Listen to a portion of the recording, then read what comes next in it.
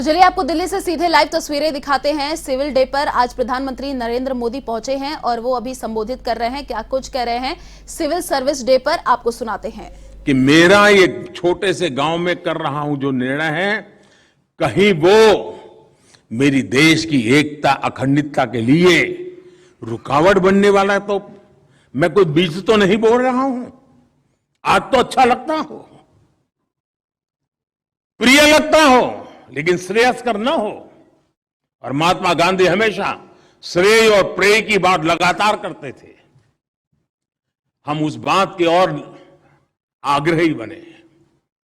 हम नकारात्मकता को छोड़ करके हम ये भी देखें, हमारा कोई भी फैसला देश की एकता को मजबूत करने वाले स्पिरिट से जुड़ा होना चाहिए।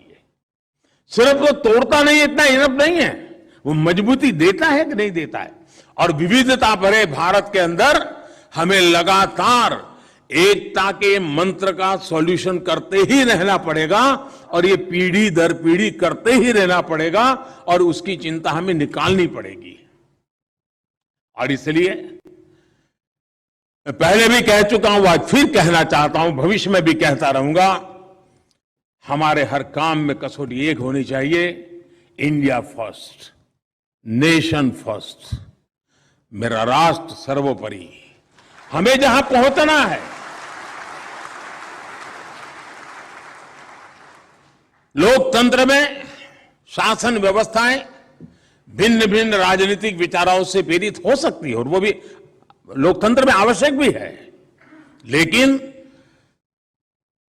प्रशासन की जो व्यवस्थाएं हैं उसके केंद्र में देश की एकता और अखंडितता और निरंतर भारत की एकता को मजबूत करने के मंत्र को हमने आगे बढ़ाना चाहिए।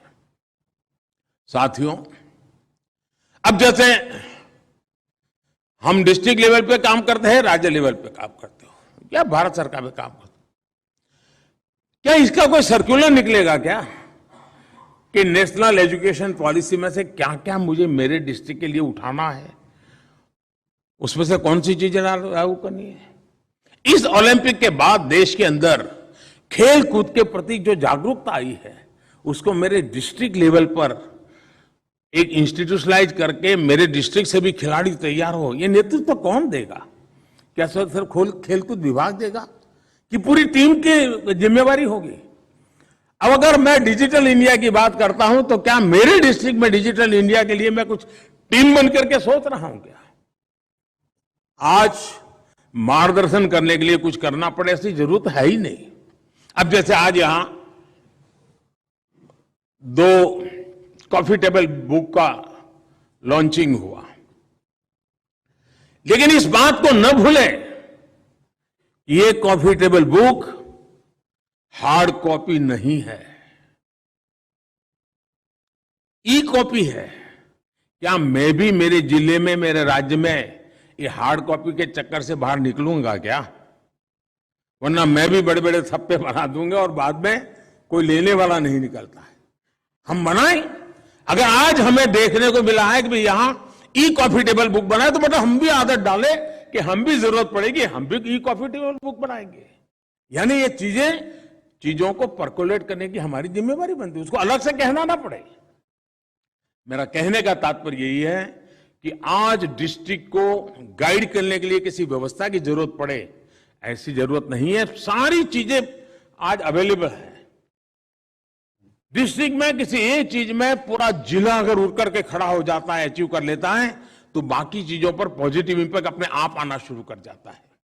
साथियों, भारत की महान संस्कृति की यह विशेषता है कि हमारा देश, और मैं बात बड़ी जिम्मेवारी के साथ कह रहा हूं, हमारा देश राज्य व्यवस्थाओं से नहीं बना है। हमारा देश राज सिंहासनों की बपोती नहीं रहा है, न ही राज सिंहासनों से यह देश बना है। यह देश सदियों से, हजारों वर्ष के लंबे कालखंड से उसकी जो परंपरा रही है, वो जन सामान्य के सामर्थ्य को लेकर के चलने की परंपरा रही है। आज जो भी हमने प्राप्त किया है वो जन भागीदारी की तपस्या का परिणाम है, जनशक्ति की तपस्या का परिणाम है, और तब जाकर के देश नई ऊंचाइयों को प्राप्त कर सकता है।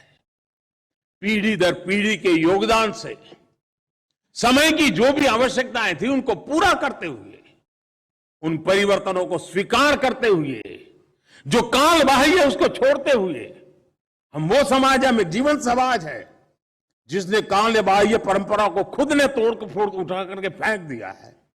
हम आंखें बंद करके उसको पकड़ करके जीने वाले लोग नहीं है, समयानुकूल परिवर्तन करने वाले लोग हैं। दुनिया में, मैं एक दिन, बहुत साल पहले की बात है, अमेरिका के स्टेट डिपार्टमेंट से मेरी बातें हो रही थी। तब तो मैं राजनीति में, मेरी कोई पहचान भी नहीं थी, मैं कोने में एक छोटा सा कार्यकर्ता था, लेकिन किसी कारण से मेरा कुछ विषय संबंध रहता था, तो वहां मेरे से चर्चा चली। मैंने कहा दुनिया के अंदर कोई भी समाज, आस्तिक हो नास्तिक हो, इस धर्म को मानता है उस धर्म को मानता हो, लेकिन मृत्यु के बाद की उसकी जो मान्यताएं हैं उसके विषय में वो ज्यादा बदलाव करने का साहस नहीं करता है।